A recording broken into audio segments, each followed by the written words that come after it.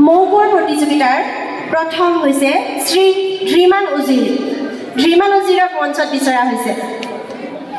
এয়া ধীমান উজিৰ। সকলোৰে হাত চুবুৰি মাৰি কণমানিটোক উৎসাহ দিয়ে যেন।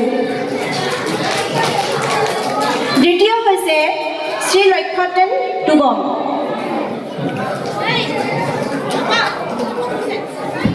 দ্বিতীয় পুৰস্কাৰ লাভ কৰিবলৈ সক্ষম হৈছে মৌবৰৰ শ্ৰী লক্ষ্য টেনচুবম। তৃতীয় পুৰস্কাৰ পাইছে শ্ৰী বাণীদীপা কাশ্যপ। বাণীদীপ কাশ্যপ।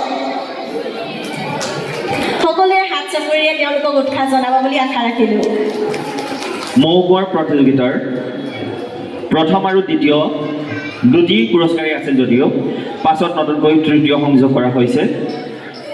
গতিকে মৌবৰ প্ৰতিযোগিতাৰ দাতা শ্ৰীযুত পদুম শৰ্মা ডাঙৰীয়াকে আটাইকেইটি বঁটা প্ৰদান কৰিবৰ বাবে অনুৰোধ জনাইছোঁ। প্ৰথম ধীমান উজিৰ।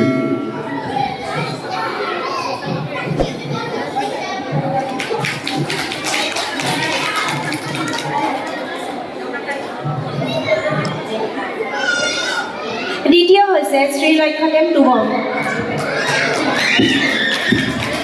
তৃতীয় হৈছে শ্ৰী বাণীদীপ কাশ্যপ।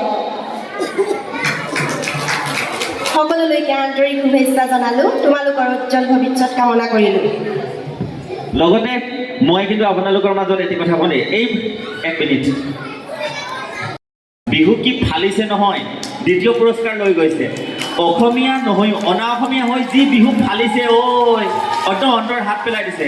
গতিকে ইয়াৰ কাৰণে মোৰ ফালৰ পৰাও আৰু আপোনালোকে ইয়াৰ উজ্জ্বল ভৱিষ্যত কামনা কৰিব। এই ভাল বিহু হ'ব এদিন কিন্তু ঠিক আছে।